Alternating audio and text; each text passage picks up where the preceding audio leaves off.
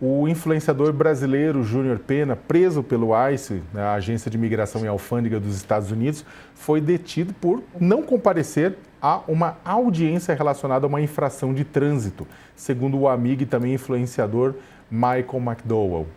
Pena está sob custódia no centro de detenção Delaney Hall, em Newark, em Nova Jersey, ainda em fase de triagem no sistema prisional. Ele não recebeu visitas até agora, segundo o amigo.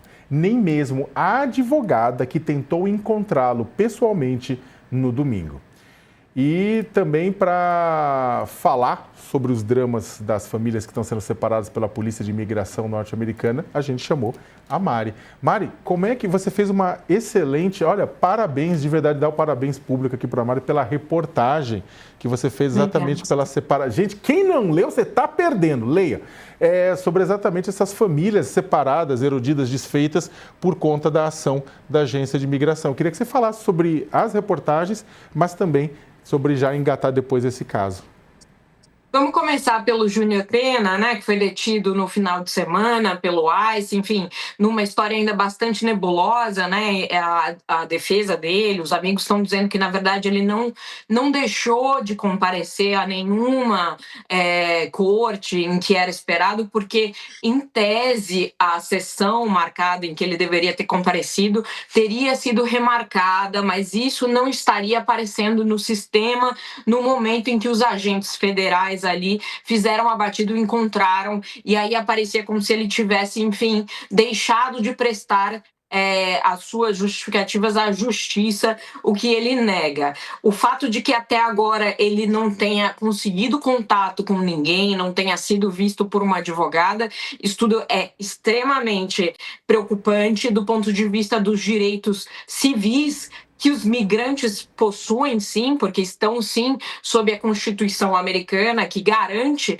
por exemplo, o acesso à ampla defesa, mas, ao mesmo tempo, não surpreende em nada, porque estamos vendo sistematicamente o tipo de atuação do ICE e o modo como eles, enfim, deixam pessoas incomunicáveis por vários dias, os números dessas pessoas, né, recebem ali o chamado alien number, quando elas são presas dessa maneira, que é o número do processo sobre o qual, enfim, tudo que se relaciona a essa pessoa e ao seu processo de deportação ficará registrado.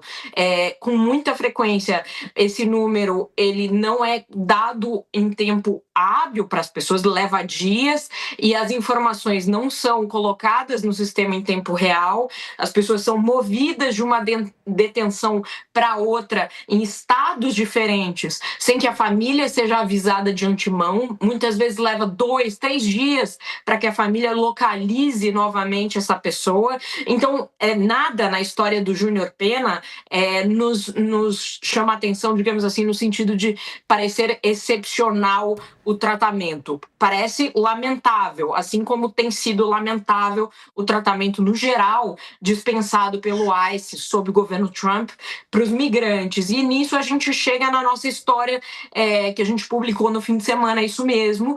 O governo Trump recém completou seu primeiro ano, e nesse primeiro ano, mais de 3.500 brasileiros foram deportados em voos fretados pelo ICE, segundo a Polícia Federal, e desse total, cerca de 70% deixaram para trás ao menos um familiar. Então, a gente está dizendo, a gente está mostrando nessa reportagem que o padrão causado pela deportação, pela política de deportação do governo Trump, é o de separação de famílias.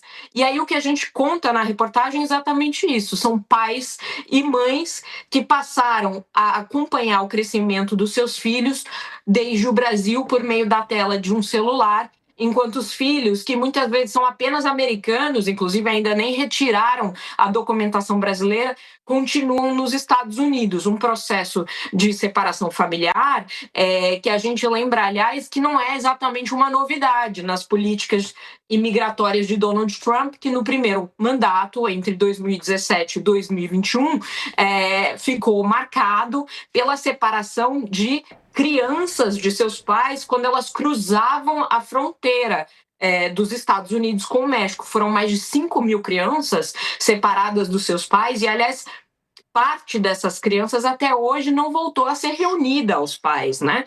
E agora a gente vê uma nova forma de separação de famílias, no momento em que a deportação já não atinge mais quem acabou de cruzar a fronteira, até porque esses números estão, de fato, numa baixa histórica. A gente está registrando agora uma quantidade de encontros ali na fronteira, é o mais baixo em mais de 50 anos, mas isso quer dizer que as deportações que estamos vendo são de pessoas que estão ou estavam nos Estados Unidos há anos, há décadas, né? Pessoas estabelecidas, com famílias, e nesse sentido é que se intensificou de uma maneira dramática a separação de famílias, Sakamoto.